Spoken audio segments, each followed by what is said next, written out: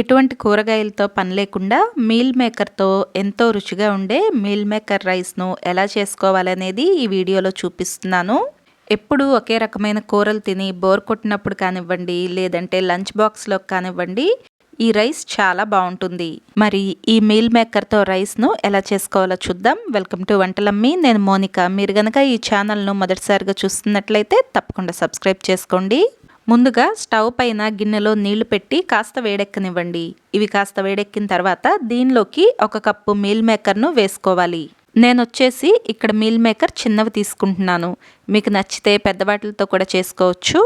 ఈ మీల్ మేకర్ను 3 నుండి 4 నిమిషాల పాటు నీళ్లలో బాగా ఉడకనివ్వాలి. స్టవ్ వచ్చేసి మీడియం ఫ్లేమ్లో కానివ్వండి, లేదంటే పూర్తిగా తగ్గించేసి కానీ ఉడికించుకోండి.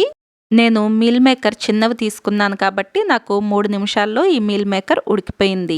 3 నిమిషాల తర్వాత స్టవ్ ఆఫ్ చేసుకుని ఈ మీల్ మేకర్ను వేడి నీళ్ళల్లో నుండి తీసేయాలి. దీనికోసం వడకట్టుకుని తీసుకోండి. ఇలా వడకట్టుకున్న తర్వాత ఈ మీల్ మేకర్ పైన కొద్దిగా చల్లటి నీళ్ళను వేసి ఇలా కడగాలి. వీడియోలో చూపిస్తున్నట్లుగా మీల్ మేకర్ వచ్చేసి చేత్తో నొక్కితే ఇలా మెత్తగా రావాలన్నమాట. అలా వచ్చేంత వరకు ఉడికించుకోండి. తర్వాత మీల్ మేకర్ను కొద్దిగా తీసుకుంటూ ఇలా చేత్తో పిండేసి తీసుకోండి. మనకు మీల్ మేకర్లో నీళ్ళు ఎక్కువగా లేకుండా చూసుకోవాలి. ఇలా నీళ్ళన్నీ పిండేసి ఒక పక్కన పెట్టుకోండి. తర్వాత మిక్సీ జార్లోకి 1 స్పూన్ మిరియాలు, 7-8 పొట్టు తీసిన వెల్లుల్లి రెబ్బలు, అలాగే 1 అంగుళం వరకు అల్లం ముక్క వేసుకోవాలి. నీళ్లు వేయకుండా ఈ మొత్తం కాస్త మెత్తగా అయ్యేంత వరకు మిక్సీ పట్టుకోవాలి. ఇలా మిక్సీ పట్టుకుని దీన్ని పక్కన పెట్టుకున్న తర్వాత స్టవ్ పైన ఒక ప్యాన్ పెట్టుకోండి. దీనిలోకి 1.5 స్పూన్ల నూనె వేసుకుని నూనె కాస్త వేడెక్కిన తర్వాత కొద్దిగా జీలకర్ర, ఆవాలు వేసుకోండి. తర్వాత దీనిలోకి 1 పచ్చిమిర్చి సన్నటి తరుగు, 1 రెమ్మ కరివేపాకును కూడా వేసుకుని వీటిని కొద్దిగా వేగనివ్వాలి.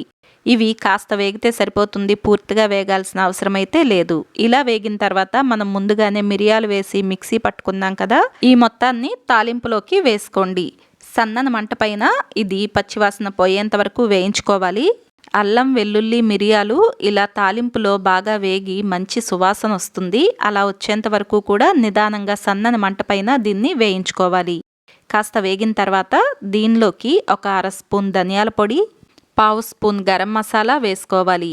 అలాగే కారం వచ్చేసి 1/2 స్పూన్ వేసుకుంటే సరిపోతుంది.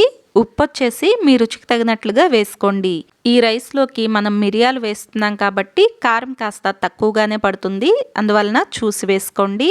అలాగే దీనిలోకి 1/2 స్పూన్ పసుపును కూడా వేసుకోవాలి.